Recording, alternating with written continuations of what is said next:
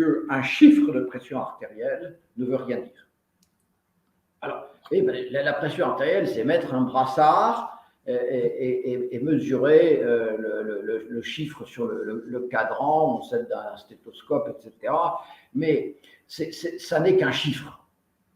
C'est-à-dire? Alors, ça n'est qu'un chiffre. Et on ne traite pas, en médecine, on ne traite pas des chiffres.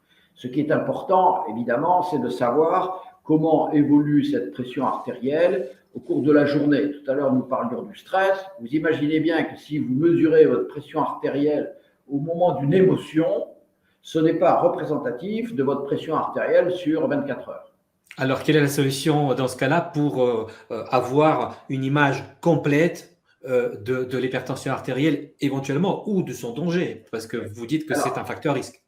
Ce n'est pas l'hypertension en soi-même qui est le danger. Ce que le chiffre de pression artérielle peut indiquer, c'est une dysfonction de notre système nerveux autonome. Vous pensez bien que nos artères, ce ne sont pas des tuyaux, hein, ce sont des organes. C'est des organes qui répondent à toutes sortes de stimulus qui tendent à fermer l'artère ou à l'ouvrir, des vasoconstricteurs ou des vasodilatateurs. Donc, nos artères sont soumises à toutes sortes de paramètres endocriniens, hormonaux, mais aussi notre système nerveux autonome, hein, le fameux système sympathique et le système parasympathique. Alors, tout ça, c'est expliqué dans le livre. Et ce qu'un chiffre nous indique, c'est comment fonctionne notre système nerveux autonome. Alors, pourquoi il est très important de savoir comment fonctionne notre système nerveux autonome? Eh bien, parce que c'est un facteur de coagulation. Le système nerveux autonome, il agit sur la partie interne des artères, une toute petite couche monocellulaire qui tapisse l'intérieur des artères et qu'on appelle l'endothélium et qui est le principal responsable des capacités anticoagulantes de l'artère. Hein, si vous avez une blessure de l'artère et que vous perdez du sang, immédiatement, ça coagule et ça coagule grâce à l'endothélium, entre autres.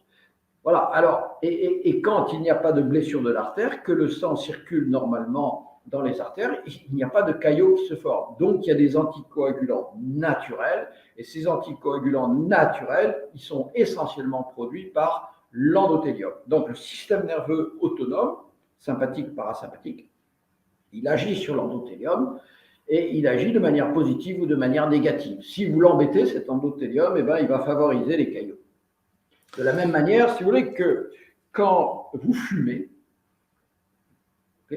vous empoisonnez votre endothélium. Le monoxyde de carbone, c'est un toxique de l'endothélium. Et c'est pour ça que les fumeurs font plus d'accidents cardiovasculaires que les non-fumeurs. Vous voyez, c'est un exemple parmi d'autres. Donc, vous voyez, le chiffre de pression artérielle en lui-même ne dit rien, sauf évidemment si on a des chiffres. Vous voyez, si vous arrivez dans le cabinet de votre médecin traitant et qu'il mesure 22 de pression artérielle, 220 donc en millimètres de mercure, alors là, il y a un problème. Mais vous voyez, dire à quelqu'un, oh, vous avez 15,8, c'est trop,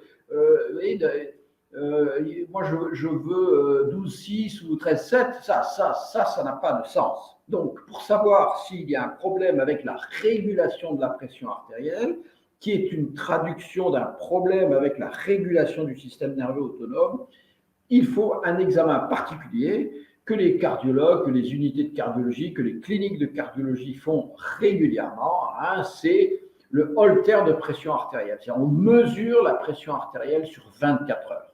Alors, quand vous regardez les chiffres donnés par cet appareil, c'est simplement un appareil de pression et vous transportez un boîtier et l'appareil enregistre votre pression toutes les 10 minutes, tous les quarts d'heure, tous les 20 minutes en fonction du logiciel.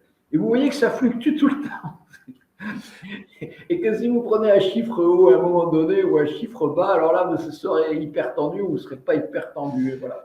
Et donc, ce que l'on veut voir, absolument, c'est ce qui se passe quand vous n'êtes pas dans un état d'émotion par exemple, quand vous rentrez dans le cabinet du médecin ou quand vous voyez simplement le tensiomètre, oh là là, il va encore me dire que c'est trop haut. Ou alors, même si vous la mesurez vous-même chez vous, vous voyez, c'est déjà une émotion. Il m'a donné un médicament, mais est-ce que je suis vraiment à 14 ? Si je suis à 14,5, il faut augmenter le traitement. Ça, c'est absurde. Ce que l'on veut voir, ce que l'on veut absolument voir, et on a les outils pour ça, et ça a été parfaitement interprété par des scientifiques, c'est si la pression artérielle diminue pendant la nuit. C'est ça le problème important, parce que là, ça veut dire que le système nerveux autonome fonctionne bien. C'est-à-dire que le parasympathique, qui calme les choses, prend le dessus sur le système sympathique, qui toute la journée, évidemment, est en éveil pour les activités de la vie quotidienne. Là, vous venez de dire que la seule mesure fiable qui nous indiquerait la présence de l'hypertension artérielle, qui est un facteur de danger. On appelle ça hypertension artérielle, mais vous voyez bien qu'il faudrait l'appeler différemment.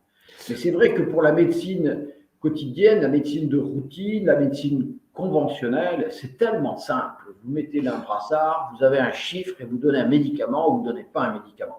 Ça c'est de la médecine archaïque, hein, j'insiste. Et donc, on doit inventer une nouvelle médecine, c'est ce que j'appelle la médecine de précision. On en parlera. Voilà, donc, mais ça fait partie de la médecine de précision, c'est-à-dire quand est-on obligé de donner un médicament pour faire baisser la pression artérielle? C'est plutôt ça la question, plutôt que de se dire est-ce que je suis hypertendu ou pas.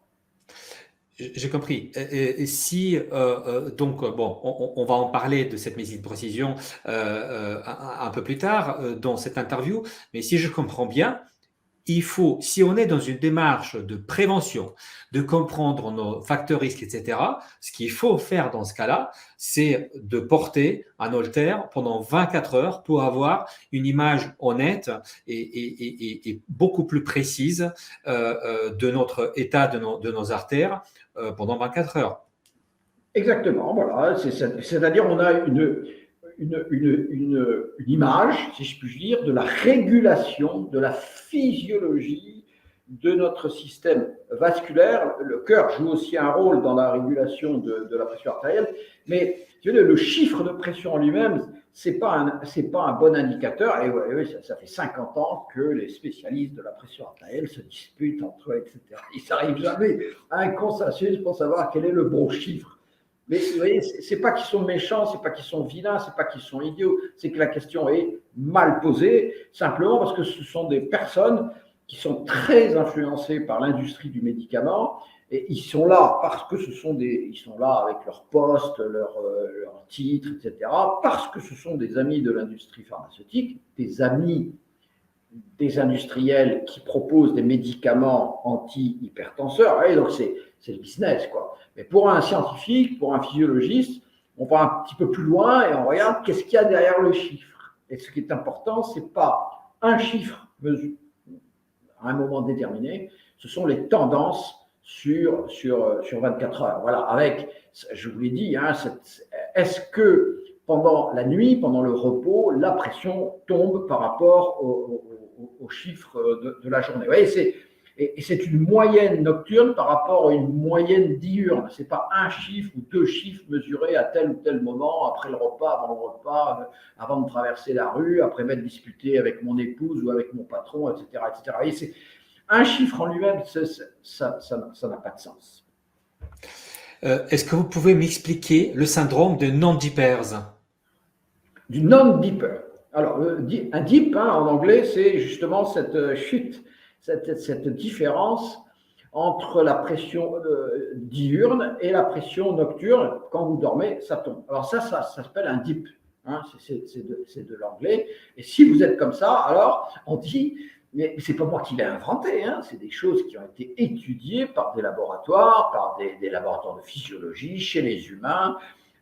C'est très connu, mais c'est très connu par une petite catégorie de médecins, et comme évidemment ça ne va pas dans le sens d'une, si je puis dire, surconsommation en médicaments, c'est plus ou moins négligé dans les grands congrès, etc. Mais pourtant, c'est très bien décrit par des gens très intelligents. Voilà, si vous avez un dip pendant la nuit, vous êtes un dipper.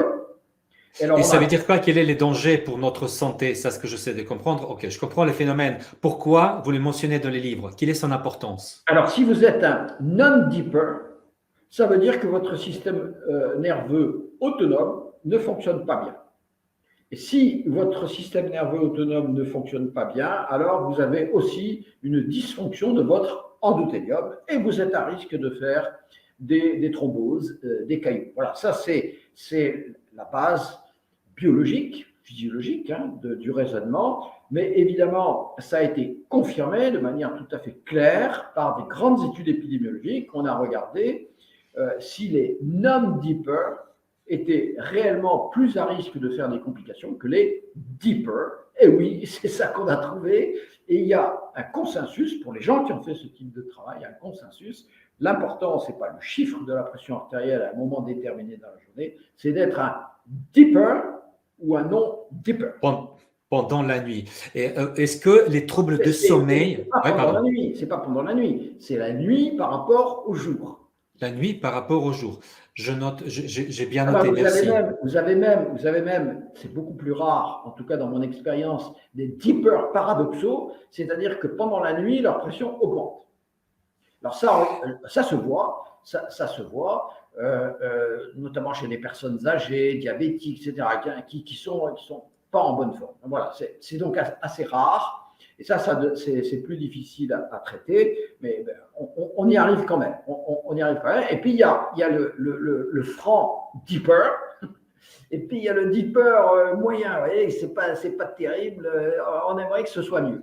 Et là, c'est à nouveau la médecine de précision, c'est qu'on a des solutions pour aider ces patients à devenir des bons dippers, des vrais dippers. Ça tombe bien pendant. Alors, et là, il y a différentes méthode, mais c'est vraiment, là, c'est plus de la génétique, c'est du mode de vie, c'est comment rétablit-on un système nerveux autonome, on va dire, bien physiologique, bien actif et bien protecteur.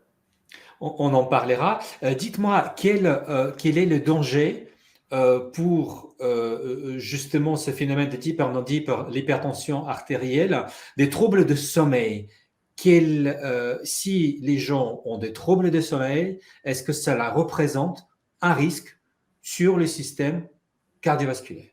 Oui, et oui, parce que les troubles du sommeil, en général, sont liés à une dysfonction du système nerveux autonome. Tout ça va ensemble. C'est comme les apnées du sommeil. C'est aussi une dysfonction du système nerveux autonome, mais ça concerne plutôt les bronches. Ça concerne, on va dire, le système respiratoire plutôt que les bronches. Je m'excuse. C'est le système respiratoire. Les gens, ils s'arrêtent de respirer pendant la nuit. Évidemment, ça ne tombe pas du ciel. C'est un type de pathologie particulier et c'est associé avec un risque cardiovasculaire augmenté. Donc oui, mais il y a différents types de troubles du sommeil, il y a différents types d'insomnie, etc. Alors, on ne peut pas en discuter, mais de façon générale, les bons dormeurs ont un meilleur pronostic cardiovasculaire que les mauvais dormeurs. Mais ça ne veut pas dire, si vous êtes un mauvais dormeur, que vous aurez forcément un risque élevé d'infarctus. Il y a tellement de causes possibles que voilà, c'est un peu compliqué là pour analyser troubles du sommeil et risques cardiovasculaires.